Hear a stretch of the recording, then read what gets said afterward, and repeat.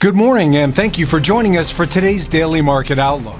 Joining me today is Emily from our trading room to tell us more about the recent developments. Emily?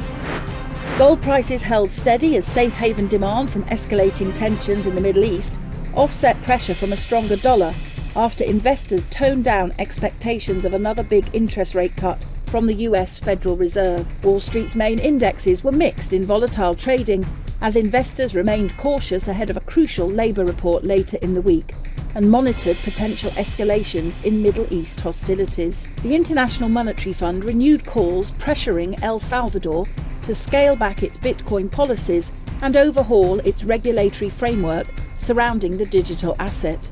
Julia Kozak, director of the IMF's Communications Department, did not specify the exact details behind the proposed regulatory shift.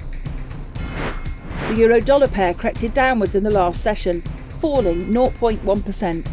The RSI is giving a negative signal. The Bitcoin-dollar pair rose 0.1% in the last session, after gaining as much as 1.3% during the session.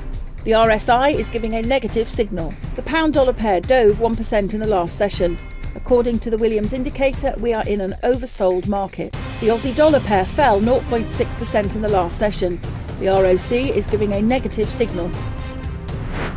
The US average hourly earnings will be released at 12:30 GMT, the US non-farm payrolls at 12:30 GMT, Italy's retail sales at 9 GMT. The French industrial output will be released at 6:45 GMT, Japan's CFTC JPY NC net positions at 19:30 GMT, the UK's CFTC GBP NC net positions at 19:30 GMT. We hope that you've enjoyed today's Market Outlook. On behalf of all of us here, we wish you a productive trading day. Be sure to log in tomorrow morning for the latest news and events from the financial markets. Your trusted choice in online trading.